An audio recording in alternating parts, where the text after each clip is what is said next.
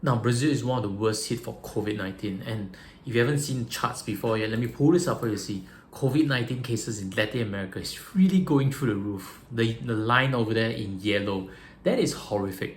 That shows that border control, testing, and contact tracing are all haywire in Latin America. Each and every country there is suffering.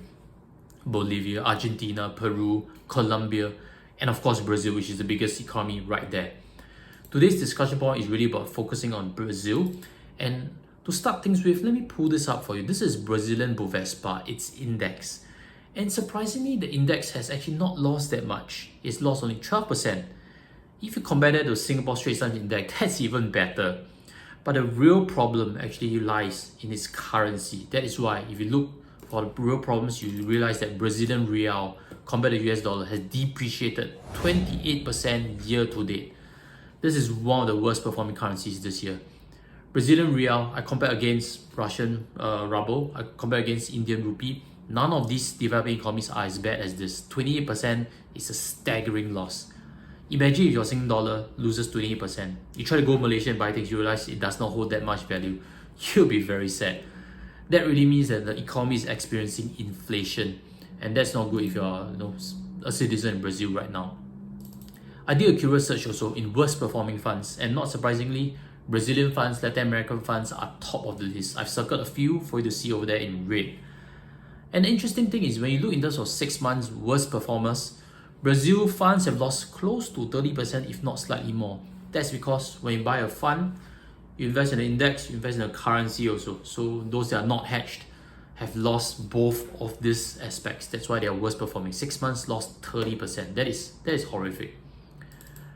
Now, the next part is I want to explain the relation between Brazil as well as Keppel Corp, which is today's main discussion points. And this quickly helps you understand things. 90% of Brazil's oil reserves lie offshore in the deep water. Now, when it comes to oil, there's land drilling, there's like shale gas, there's shallow water drilling, and there's deep water, deep ocean. Keppel Corp, Sam Marine's rigs are all for deep water drilling. Those rigs are what their specialty is. And that's why they always go there, because the opportunity is big there. They have a lot of mega million contracts, which have now been blowing up. Hi guys, welcome back. I know it's a bit weird for me to jump in abruptly like this, and that's because the previous video edit that I've completed painstakingly is already obsolete. I wanted to warn you that just in case you're interested in Keppel Corp shares, the deal with Temasek is not a certainty. In my opinion, Temasek had every right to walk away from that partial offer. And indeed, they have done so, which is very sad because I am a shareholder of Keppel Corp. I should use CPF OA purchase, and I'd like to introduce you to this article. Just in case you're looking to understand how to do CPF OA investments, that article explains how to get about doing it and why I should purchase Keppel Corp at that point of time. Keppel Corp in 2019, the oil prices haven't plummeted yet. The risk landscape is very different. If you compare it to now and then, it's very different. At the point of time, I thought Keppel Corp's risk was not that big, but my viewpoint has certainly changed in a lot of ways. This is the news that has actually came out that Temasek is officially walking away from the deal with Keppel Corp. They had to end of August to make a decision, but as of 10th of August, they've already abruptly announced that they're moving away, they're walking away from the deal, and that's why Keppel Corp shares have plummeted 12%. Sad because I'm a shareholder, and if you're a shareholder, also, we can have some tears of sorrow.